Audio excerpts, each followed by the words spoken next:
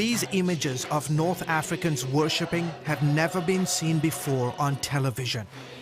As the sun sets over the Mediterranean Sea, Muslims across this part of Africa are converting to faith in Jesus Christ in record numbers. What God is doing in North Africa, all the way from actually Mauritania to Libya, is unprecedented in history of missions.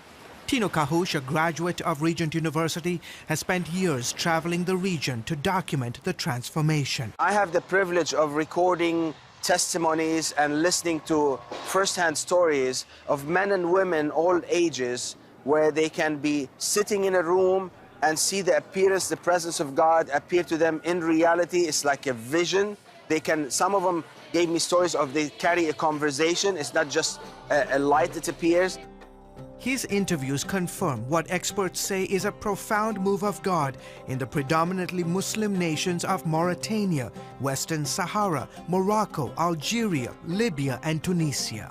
Sometimes I feel jealous. How come it's visiting the Muslim world at this time and age where we don't hear that happening in the traditional Christian community? From the shores of Casablanca in Morocco to Tripoli, Libya, experts say the growth of Christianity, especially in the last 20 years, has been unprecedented.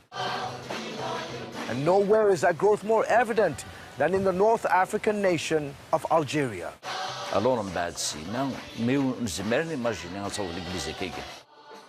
Pastor Salah leads one of the largest churches in Algeria, where 99% of the population is Muslim. He says every new Christian in his church came from a Muslim background. Some 1,200 believers attend the church. Depuis, je dirais, qu'on a commencé la vie de l'Église, on en fait jusqu'à aujourd'hui une moyenne de 150-160 baptêmes par année. Men like Zino, who was invited to attend Pastor Salah's church by a friend.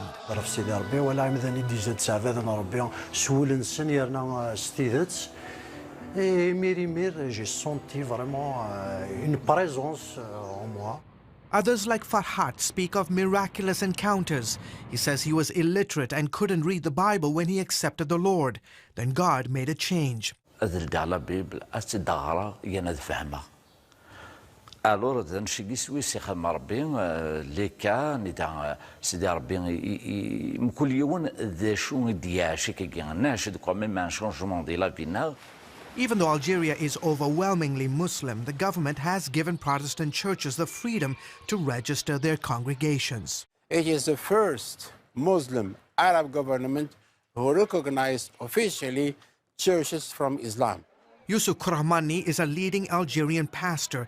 He says the government will harass and intimidate Christians from time to time, but the level of persecution is nothing like it was 20 years ago. God has given to us many opportunities to witness at the police stations, at the courts. And actually, once I went to the police station and they gave me 45 minutes to speak about Jesus. Just imagine yourself, they are all Muslims. Say to you, well, tell us about Jesus, please. But Algeria and the countries of North Africa weren't always open to the gospel. Peter is a veteran missionary in these parts. You know, there's that parable, the sower went out to sow and the seed fell on stony ground. This is North Africa. In those days was quite resistant and stony. For security reasons, we've altered his voice and concealed his identity. The religion and the culture were unsympathetic to anything that was foreign, and Christianity was considered to be the religion of the Europeans. Peter believes the arrival of satellite TV and the internet have dramatically changed people's perception of Christianity. Today in North Africa on TV you can hear native Arab Christians talking about their faith, who are mature Christians, answering questions, involved in debates.